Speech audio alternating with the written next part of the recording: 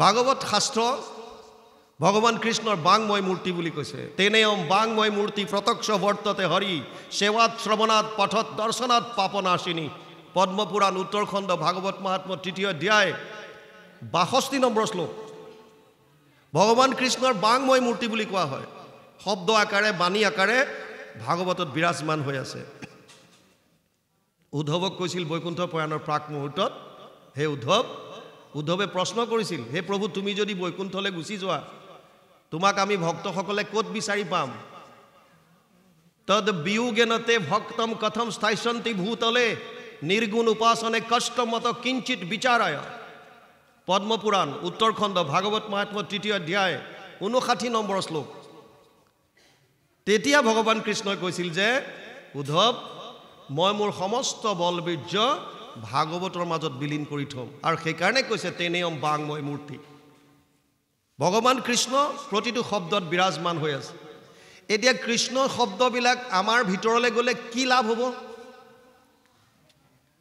শ্ৰীমন্ত শংকৰদেৱে কৈছিল যদ্যপি ভকতি নৱবিধ মাধৱৰ শ্ৰৱণ কীৰ্তন আত সন্ত শ্ৰেষ্ঠতৰ। প্ৰহ্লাদে দৈত্য শিশুসকলক সপ্তম স্কন্ধত কৈছিল ৯বিধ ভক্তিৰ কথা। শ্ৰৱণম কীৰ্তনম বিষ্ণু স্মৰণম পাদসেৱনম অৰ্চনম বন্দনম দাস্যম সাক্ষ্য আত্মনিবেদনম। ৯বিধ ভক্তিৰ কথা কৈছে ৭, ৫, ২৩ সপ্তম স্কন্ধ ৫ম অধ্যায় ২৩ নম্বৰ শ্লোকত। কিন্তু গুৰুজনাই তাকো সুবিধা কৰি ক'লে যে যদ্যপি ভকতি নৱবিধ মাধৱৰ, যদিও ৯বিধ ভক্তি কৈছে, শ্ৰৱণ কীৰ্তন আত সন্ত শ্ৰেষ্ঠতৰ। শ্ৰৱণ কীৰ্তন কৰিলে আমি সকলো পুণ্য পাম। কিয়?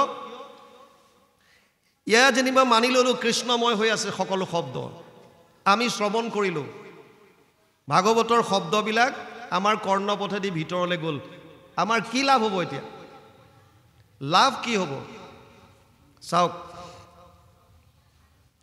আপোনাক যদি কোনোবাই কয় আইগৰাকী আজি বৰ সুন্দৰ লাগিছে দেই, আপোনাৰ মনটো ফূৰ্তি হৈ আহিলেই নহয়। অ' বাপ আপুনি দেখোন আগতকৈ ডেকা হৈহে গৈ আছে, আপোনাৰ ভাল লাগি আহিলেই নহয়। কিয়? গ্ৰাম্য কথাবিলাক আমি শুনিলেও এই কথাবিলাক আমাৰ কৰ্ণপথে ভিতৰলৈ যোৱাৰ পাছত যদি আমি বিচৰা ধৰণে হয় তেতিয়াহ'লে আমাৰ ভাল লাগে, আৰু যদি আমি বিচৰা ধৰণে নহয় তেতিয়া দুখ লাগে বা ক্ৰোধ উঠে। তাৰ মানে শব্দৰ এনেকুৱা জোৰ আছে, শব্দবিলাক কৰ্ণপথে ভিতৰত যোৱাৰ পাছত এটা ৰসায়নৰ সৃষ্টি কৰে, কেমেষ্ট্ৰি। যদি সেই ৰসায়নটো আমাৰ অনুকূল হয়, আমি বিচৰা ধৰণে হয়, তেতিয়াহ'লে আমাৰ ভাল লাগে, আমি আনন্দিত হওঁ। আৰু যদি আমাৰ অনুকূল নহয় তেতিয়াহ'লে আমাৰ ক্ৰোধ উঠে বা আমি দুখত ভাগি পৰোঁ। সাধাৰণ গ্ৰাম্য কথাই যদি আমাৰ হৃদয়ত ৰসায়নৰ সৃষ্টি কৰিব পাৰে তেতিয়াহ'লে ভাগৱতৰ প্ৰতিটো শব্দ কৃষ্ণময়। এই শব্দ যেতিয়া কৰ্ণপথে ভিতৰত সোমাব, মহাপুৰুষ মাধৱদেৱে ঘোষাত গোটেই প্ৰচেছটো লিখিছে। কি হয়? কৰ্ণপথে ভকতৰ হিয়াত প্ৰৱেশী হৰি দুৰ্বাসনা হৰে সমস্তই জলৰ যতেক মল যেহেন শৰৎকালে স্বভাৱতে নিৰ্মল কৰে। সুন্দৰ কৰি পেলাব আপোনাৰ হৃদয়। আৰু মাহাত্ম্য হৈছে সমস্ত শাস্ত্ৰৰ সাৰ। আমি সনাতন ধৰ্মৰ মানুহ, যদিও নিজকে আমি হিন্দু বুলি কওঁ। সিন্ধু নদীৰ পাৰত যিখিনি মানুহে বাস কৰিছিল, যিকোনো ধৰ্মৰে নহওক কিয়, পাৰ্চিয়ানবিলাকে তেওঁলোকক হিন্দু হিন্দু কৈছিল। কালৰ সোঁতত আমি সনাতন পন্থীখিনিয়ে নিজকে হিন্দু বুলি কোৱা হ'লোঁ। আমাৰ মূল হৈছে বেদ। বেদ কোনো লিখা নাই, অপৌৰুষেয়। জগত সংহৰি সুতি আছা নাৰায়ণ প্ৰথম নিশ্বাসে বাজ বইলা বেদগণ। প্ৰভু ভগৱন্তৰ নিশ্বাসতে জ্ঞান বাহিৰ হৈছিল, আৰু যাক ব্যাসদেৱে বিস্তাৰিত কৰিলে 4খন বেদলৈ। ঋক সাম যজুৰ অথৰ্বক্ষ চতুৰ্বেদ ঊৰ্ধতে ভাৰত পুৰাণম চ পঞ্চম বেদ উচ্যতে। 1:4:20 প্ৰথম স্কন্ধ 4ৰ্থ অধ্যায় 20 নম্বৰ শ্লোকত ব্যাসদেৱে লিখিছে ঋকবেদ, সামবেদ, যজুৰ্বেদ, অথৰ্ববেদ। আমাৰ 4খন বেদ আছে, যদিও মহাভাৰত আৰু পুৰাণক পঞ্চম বেদ বুলি ঘোষণা কৰিছে। এই বেদৰ 4টা ভাগ আছে। সংহিতা, য'ত মন্ত্ৰবিলাক আছে ছন্দবদ্ধভাৱে। এটা পাৰ্ট আছে ব্ৰাহ্মণ্য, য'ত গদ্য আকাৰত বিভিন্ন বিধিবিলাক দিয়া আছে, নিষেধ দিয়া আছে। এটা পাৰ্ট আছে আৰণ্যক, আৰু শেষৰ অংশটোক কয় বেদান্ত বা উপনিষদ। বেদৰ সাৰ মৰ্ম যদি বিচাৰে তেতিয়াহ'লে উপনিষদ চাব লাগিব, বেদান্ত চাব লাগিব। যিজন ব্যাসদেৱে বেদান্তৰ বিস্তাৰ কৰিছে তেওঁৱে লিখিছে সৰ্ব বেদান্ত সাৰম হি শ্ৰী ভাগৱতম ইষ্যতে য়ৈশ্বৰ ৰসামৃত তৃপ্তস্য নানন্যত্ৰ ৰতি ক্বচিৎ। 12, 13, 15 দ্বাদশ স্কন্ধ ত্ৰয়োদশ অধ্যায় 15 নম্বৰ শ্লোকত ব্যাসদেৱে লিখিছে, আৰু এই শ্লোকৰ অনুবাদ মহাপুৰুষ মাধৱদেৱে ঘোষাত কৰিছে 18 নম্বৰ পদজোকা। সমস্ত বেদান্ত সাৰ মহাভাগৱত শাস্ত্ৰ, ইহাৰ অমৃত ৰস পায়, পৰম সন্তোষে পান কৰিলে যিজনে তাৰ অন্যত্ৰ ৰসত ৰতি নাই। গতিকে বেদৰ সাৰ যদি বেদান্ত হয়, বেদান্তৰ সাৰ হৈছে ভাগৱত। আমাৰ দুখন মহাকাব্য আছে, মহাভাৰত, ৰামায়ণ। কম বেছি পৰিমাণে আমি সকলোৱে ৰামায়ণ মহাভাৰতৰ কাহিনী জানো। মহাভাৰতৰে ভিতৰৰ এটা পৰ্ব হৈছে ভীষ্ম পৰ্ব। ভীষ্ম পৰ্বৰ 25 অধ্যায়ৰ পৰা 42 অধ্যায়লৈ 18টা অধ্যায় সুকীয়াকৈ উলিয়াই আনিছে, নাম দিছে শ্ৰীমদ ভগৱত গীতা। আমি যাক গীতা বুলি জানো, সেই গীতাখন মহাভাৰতৰ ভিতৰৰ বস্তু।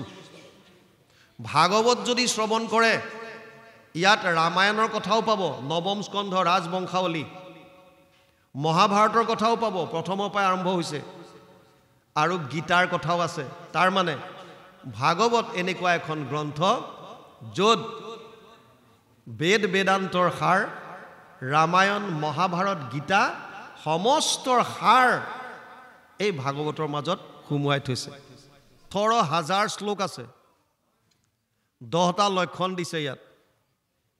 তৃতীয় স্কন্ধৰ পৰা লক্ষণসমূহ আৰম্ভ হৈছে, মানে কোন স্কন্ধত কি আছে জানিবৰ কাৰণে সুন্দৰভাৱে লক্ষণসমূহ বৰ্ণনা কৰিছে। প্ৰথম আৰু দ্বিতীয় স্কন্ধ দুটা কেৱল আপোনালোকে পাতনি হিচাপে ধৰক। তৃতীয়ৰ পৰা মূল লক্ষণ আৰম্ভ হৈছে, অত্ৰ স্বৰ্গ বিসৰ্গছ স্থানম পোষণম উতয় মনন্তৰ এশ অনুকথা নিৰোধ মুক্তি আশ্ৰয়।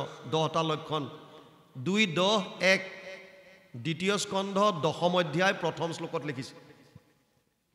সৰ্গ তৃতীয় স্কন্ধত, সৰ্গ মানে হৈছে আদি সৃষ্টি। আমি যিখন সংসাৰ দেখিছোঁ, এই গ্ৰহ নক্ষত্ৰ ইত্যাদি কৰি যিবিলাক দেখা পাইছোঁ বা চকুৰ অগোচৰো যিমান আছে, এই সংসাৰখন কেনেকৈ সৃষ্টি হ'ল আমি যদি ভাবি যাওঁ, মই মোৰ দেউতা, দেউতাৰ দেউতাক, দেউতাকৰ দেউতাক ভাবি ভাবি গৈ থাকিলে এটা সময়ততো ক'ৰবাত গৈ পেলাই এজন হৈছেগৈ। কেতিয়াৰ পৰা আৰম্ভ হ'ল এই প্ৰচেছ, কেনেকৈ হ'ল সৃষ্টি, এই কথাখিনি জানিবৰ কাৰণে তৃতীয় স্কন্ধ, য'ত আজি আপোনালোকে শ্ৰৱণ কৰিব। চতুৰ্থ স্কন্ধ হৈছে বিসৰ্গ। ব্ৰহ্মাদিৰ দ্বাৰা এই সৃষ্টিৰ বিকাশ কেনেকৈ হ'ল এয়া জানিবৰ কাৰণে চতুৰ্থ স্কন্ধ অধ্যয়ন কৰিব লাগিব।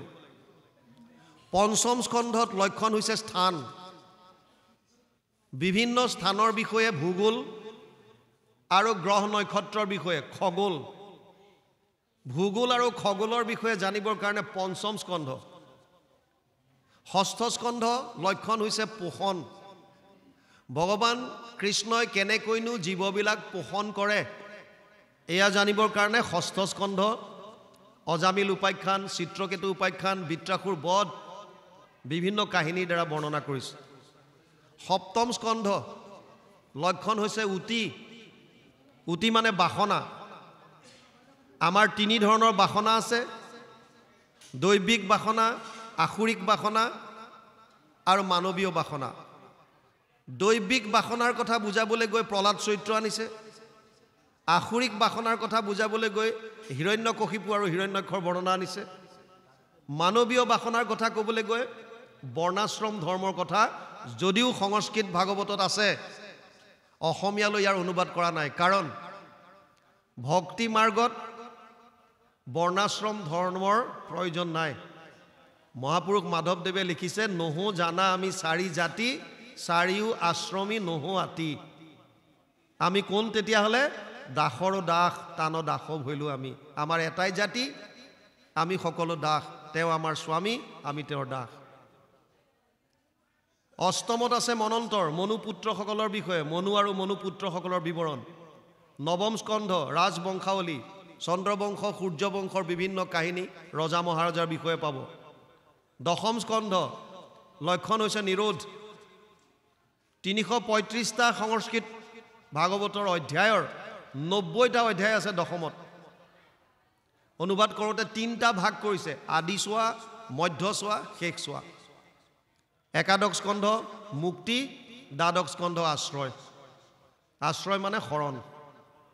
যদিও লক্ষণ 10টা, ভাগৱতৰ মূল উদ্দেশ্য এটা, এইটো হৈছে দশম লক্ষণ, অৰ্থাৎ আশ্ৰয়টোক শুদ্ধ ৰূপত প্ৰতিপন্ন কৰা। আমি শৰণ ক'ত ল'ম? দশমৰ্থ বিশুদ্ধ্যাৰ্থম নবানিমিহ লক্ষণম বৰ্ণয়ন্তী মহাত্মান শ্ৰুতেনা অৰ্থেন চাঞ্জসা। 2:10-2 দ্বিতীয় স্কন্ধ দশম অধ্যায় 2 নম্বৰ শ্লোক ভাগৱতত লিখিছে, দশম লক্ষণটোক, আশ্ৰয়টোক শুদ্ধ ৰূপত প্ৰতিপন্ন কৰিবলৈ বাকীখিনি বৰ্ণনা কৰিবলগীয়া হৈছে। ভাগৱত আৰম্ভ হৈছে নৈমিষাৰণ্যত। আপোনালোকে কালিৰ পৰা শ্ৰৱণ কৰিছে, গতিকে মই পিছলৈ ঘূৰি নাযাওঁ। 28,000 ঋষি মুনি এনেকৈ বহিছে। সুতমুনিক ব্যাখ্যাৰ আসনত বহুৱাই দিছে। 28,000 ঋষি মুনিক প্ৰতিনিধিত্ব কৰা কথামৃত ৰসস্বাদ কুশল শৌনক অব্ৰবীত। যিজন কথামৃত পান কৰাত কুশল সেইজন হৈছে শৌনক। শৌনকে সুতমুনিক প্ৰশ্ন কৰিছে, সুতমুনিয়ে উত্তৰ দিছে আৰু ভাগৱত আৰম্ভ হৈছে। শৌনকৰ মূল প্ৰশ্ন আছিল, শৌনক বদতি শুনা সুত মহামানী পৰম পাতকী কলি পাইলে হেন জানি আৰম্ভিলো যজ্ঞ আশী সহস্ৰ বছৰ হোমধূমে ধূম্ৰবৰ্ণ ভৈলা কলেবৰ যিটো কৰ্ম কৰোৱাত নাহিকে বিশ্বাস আপোনাৰ আয়ুস কৰিলো ব্যৰ্থে নাশ। হে সুতমুনি, কলিযুগৰ আগমনৰ কথা গম পায়, কলিযুগৰ মানুহৰ ভয়াৱহতাৰ কথা লক্ষ্য কৰি তেওঁলোকৰ কল্যাণ সাধিবৰ কাৰণে আমি 1000 বছৰ যজ্ঞ কৰিলোঁ। যজ্ঞৰ ধোঁৱা লাগি লাগি আমাৰ শৰীৰ ধোঁৱা বৰণীয়া হৈ গ'ল, কিন্তু আমি একো ফল নাপালোঁ। সেইকাৰণে তত্ৰ তত্ৰ অঞ্জসা আয়ুষ্মান ভৱতা যত বিনিশ্চিতম পুংসাম একান্তত শ্ৰেয় তৎ না সমচিতুম অৰ্হসি। 1:1-9 প্ৰথম স্কন্ধ প্ৰথম অধ্যায় 9 নম্বৰ শ্লোকত শৌনকে ক'লে, কলিযুগৰ মানুহে আনন্দ লাভ কৰিবৰ কাৰণে, পৰম গতি লাভ কৰিবৰ কাৰণে কৰিবলগীয়া শ্ৰেষ্ঠ কৰ্মটো কি আমাক কোৱা। তাৰমানে আমি কলিযুগৰ মানুহে পৰম গতি বা পৰম আনন্দ কেনেকৈ লাভ কৰিব পাৰিম, কি মাৰ্গত গ'লে তাৰ বিষয়ে আমাক কোৱা। লগতে এটা কথা খালি ক্লিয়াৰ কৰি দিছে, তুমি যিকোনো উপায় দিলে নহ'ব। কলিযুগৰ মানুহৰ কিছুমান সীমাবদ্ধতা আছে, সময় একেবাৰে কম। প্ৰায়ে না অল্পায়ুষ সভ্য কলৌ অস্মিন যুগে জনা মন্দ সুমন্দ মতয়ো মন্দিয় ভাগ্যহী উপদ্ৰতা। 1:1-10 প্ৰথম স্কন্ধ প্ৰথম অধ্যায় 10 নম্বৰ শ্লোক ভাগৱত। কলিযুগৰ মানুহৰ আয়ুস কম, 100 বছৰ মাত্ৰ। তাকো প্ৰহ্লাদে দৈত্য শিশুসকলক কৈছে, পুৰুষৰ আয়ু 100 বৰিষ সাক্ষাৎ তাহাৰ অৰ্ধেক যায় বিফলে নিদ্ৰাত। 100 বছৰৰ 50 বছৰ শুই থাকোঁতে যায়। 20 বছৰ বিংশতি বৰিষ যায় বালক ক্ৰীড়াত, আৰু বিংশতি যায় জৰা অৱস্থাত। বাল্যকালত 20 বছৰ গুচি যায় খেলা ধূলাৰ মাজেৰে, আৰু 20 বছৰ যেতিয়া আমি বুঢ়া হওঁ, চকুৰে ভালকৈ নেদেখোঁ, কাণেৰে নুশুনো, লৰচৰ কৰিব নোৱাৰোঁ, তেনেকৈ 20 বছৰ পাৰ হয়। জীৱা অৱশেষ আয়ু থাকয় যুৱাত সিও কামে ক্ৰোধে লোভে যায় অজ্ঞানত। যিকণ আয়ুস যুৱ অৱস্থাত পোৱা যায়, সেইকণ সময়ো আমি কাম ক্ৰোধ লোভ মোহৰ মাজত পাৰ হৈ যাওঁ। সেইকাৰণে শৌনকে কৈছে, হে সুতমুনি, তুমি যিটো উপায় দিবা ই যাতে অতি সহজ হয়, কম সময়তে আমি যাতে পৰম আনন্দ লাভ কৰিব পাৰোঁ। আৰু তাৰ পাছত ভাগৱত আগবাঢ়িছে। সুতমুনিয়ে প্ৰথমে ক্লিয়াৰ কৰিলে কলিযুগৰ মানুহৰ প্ৰথম ধৰ্ম কি, প্ৰধান ধৰ্ম কি।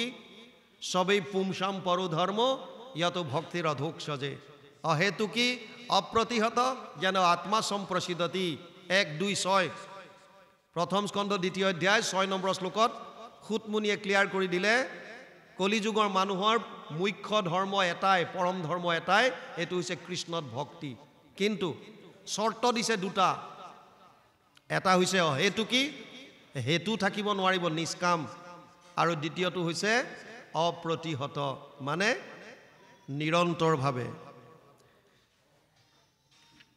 আৰু তাৰ পাছত ভাগৱত আগবাঢ়িছে আমি আহি তৃতীয় স্কন্ধৰ 37 অধ্যায় দুলৰি পালো তামসী গতিৰ বিষয়ে ইয়াত কৈছে বৰ সুন্দৰ কথা আহিব এতিয়া আপোনালোকে যিমান শ্ৰদ্ধা সহকাৰে শ্ৰৱণ কৰিব সিমান ইয়াৰ তাত্ত্বিক কথাখিনি গম পাব বৰ সুন্দৰ কথা আহিব দুটামান লাইন পাঠ কৰিবলৈ দিছে কাৰণে আমি কৰি দিছো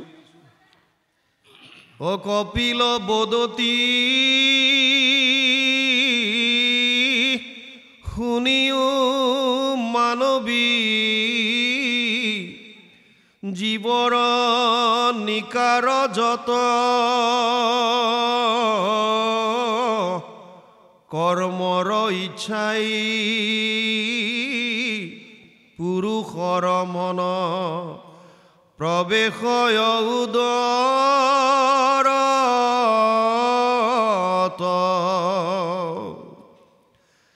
নাৰীৰ শৃংগাৰ সময় বেলাত ৰেতস সহিতে যায় স্ত্ৰীৰ শুনিতে একেলগ হোয়া উদৰ তলৱে ঠাই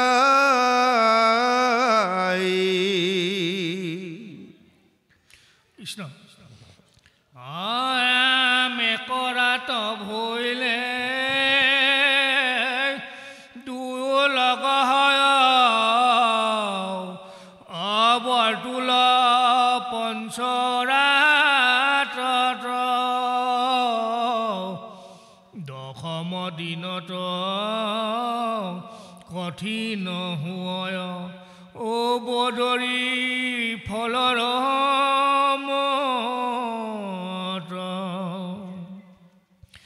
ৰাম পাছে দুয়মাখে শিৰ বাহু আদি ভিন্ন হুৱে অংগ তৃতীয় মাসত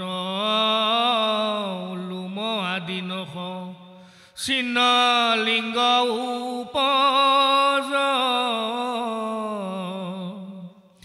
চাৰি মাখে মিলি হাত ধাতু হয় ক্ষুধা তৃষ্ণা পঞ্চমত ছয় মাস ভৈলে জাল যেন চৰ্মে বেহয় তাৰ অংগত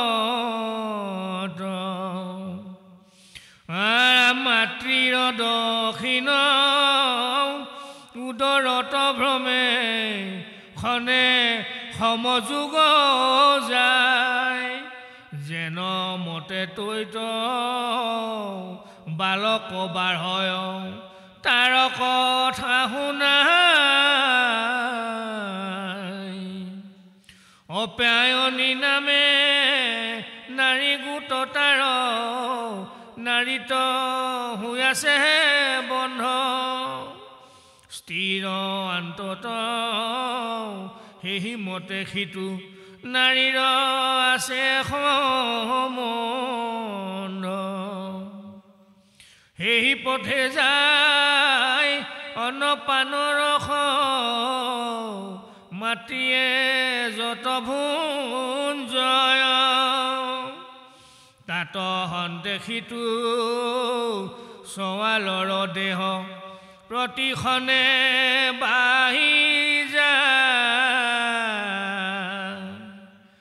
গাঁৱৰ বিষত প্ৰতিখনে আতি প্ৰাণ হুৱে অন্তৰ্গত দুখীয়া জীৱৰ শুনিও কোৱাৰ দুখ हुए যেন মত কৃষ্ণ